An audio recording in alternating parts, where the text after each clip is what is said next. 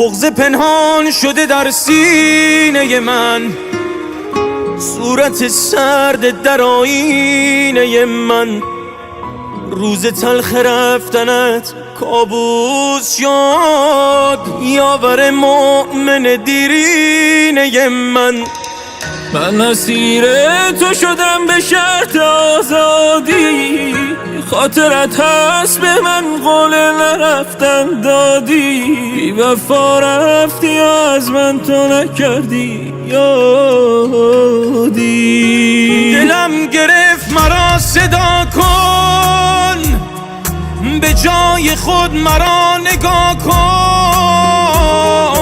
از این خزان دل جدا کن، بیا مرا ز غم رها کن.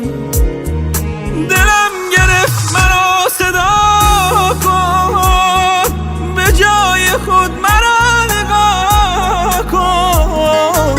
از این خزان دل جدا کن، بیا مرا ز غم رها کن.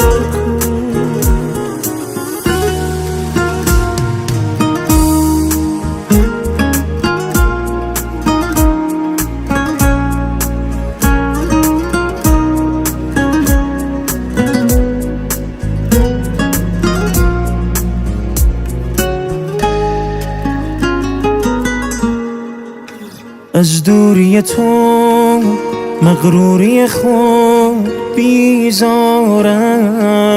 این شهر حسود عشقم رو بود رفت یارم.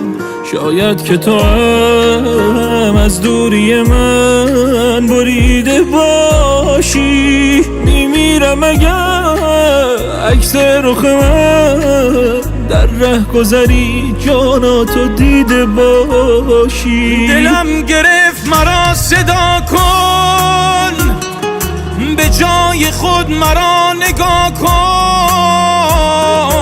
از این خزان دل جدا کن، بیا مرا ز غم رها کن. دلم گرفت مرا صدا کن، به جای خود مرا نگاه کن. از این خزان دل جدا کن، بیا مرا ز غم رها کن.